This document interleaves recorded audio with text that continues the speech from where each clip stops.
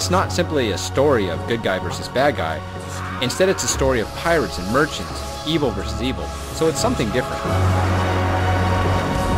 With Rogue Galaxy, we decided we would try something new, something along the lines of a sci-fi series. The idea was a good combination of Miyazaki's animation and the space operas in Star Wars. My name is Naohiro, and I'm the US producer for Rogue Galaxy. Level 5 really set out to make it so that you're kind of immersed in that world and you kind of lose yourself in that world. And you move from dungeon to dungeon. Even from world to world, the gameplay is seamless. There are no load times. The team felt that the Japanese version, while it was complete and great, they couldn't quite get everything they wanted to put into the game, so for the US version, they just kind of went all out. The number of weapons and the number of moves and the new battle system and the new world, they put their hearts into the US version. I think they consider it the complete version.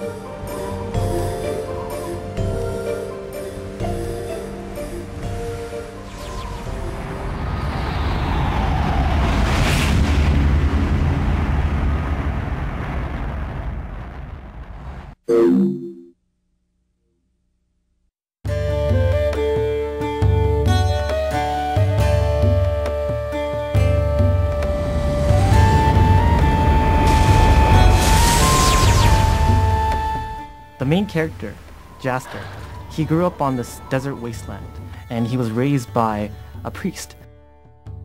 And his dream was always to travel throughout the galaxy.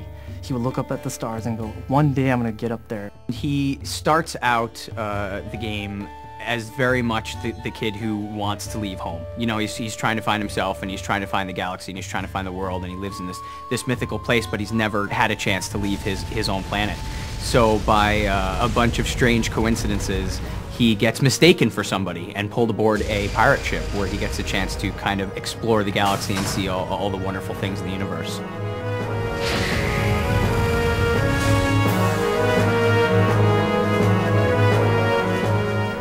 The heroine character is Kasala, who is the daughter of the pirate captain. She fights with the dagger and uses martial arts kicks. Then there's the pirate, Zegram. He's a bounty hunter.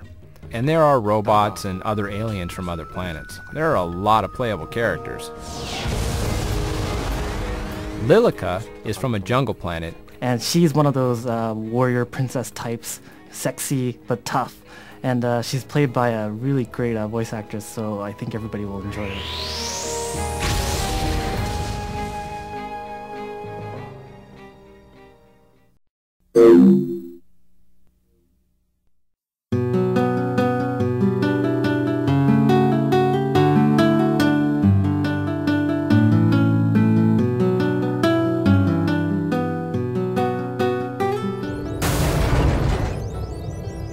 Rogue Galaxy is a story of a young man who, through mistaken identity, gets recruited into a band of space pirates. And they go off on this grand adventure throughout the universe looking for this fabled treasure that's hidden on this lost planet.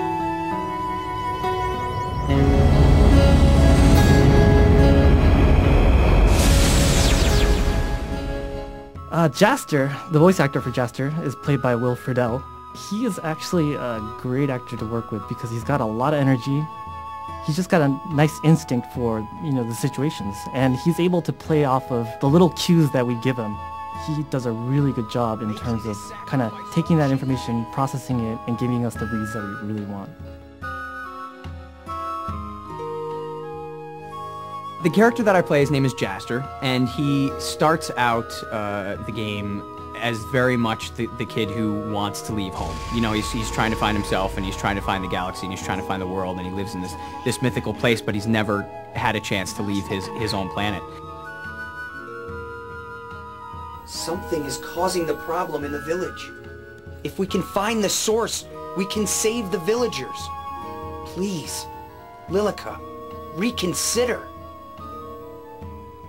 You know what's funny? One of the things that actually really helps prepare for a character in a video game role is being a gamer. And I've been playing video games my whole life, and that's something that actually really helps. Today, for instance, we were doing oofs and ughs, where you're getting hit or you're getting punched, or it's just like an oof or an and there's really not much to play off of.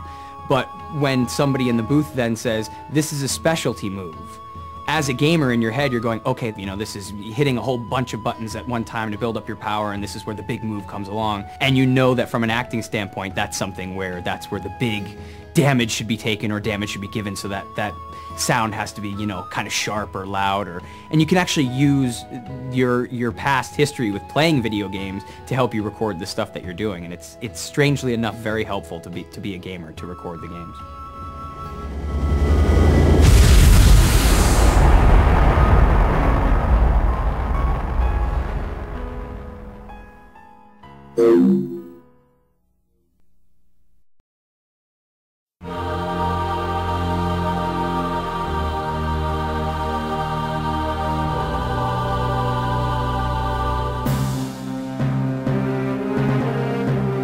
Rogue Galaxy is a story of a young man who, through mistaken identity, gets recruited into a band of space pirates, and they go off on this grand adventure throughout the universe looking for this fabled treasure that's hidden on this lost planet.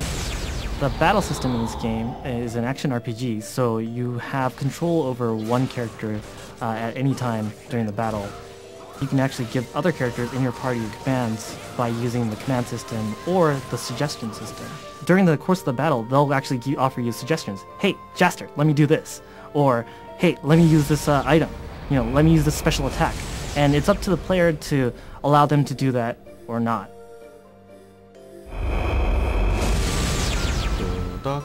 Fans of the Diorama mode from the Dark Cloud series will be familiar with the new factory system. The player can take items A and B found during their adventure, then combine them to create new items. In Rogue Galaxy, there's actually numerous side quests and mini-games that you can actually play. And one of the major things is the Insectron tournament and the Insector collecting element of the game. Each planet has their distinct Insector, and each one has a different trait. You actually place them on this chess-like grid, and you can actually fight as a team against the opponent's 5 Insectors.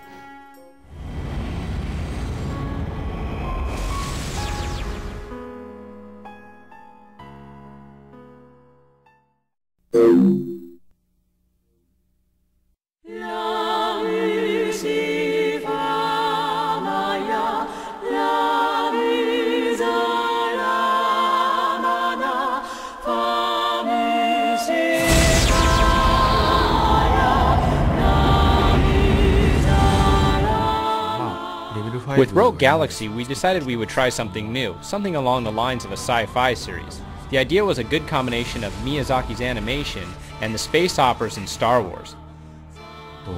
Level 5 was created for swords and magic fantasies, but we got bored with the consistently similar worlds, so we wanted to try something new. There are various planets, civilized ones, uncivilized ones, some have dense forests, some have shabby deserts. On each planet you land on, you'll discover something new. My personal favorite world is Zerard. It's a really cool mix of Aztec kind of pyramid that's hyper technoized. You have the technology on top of that.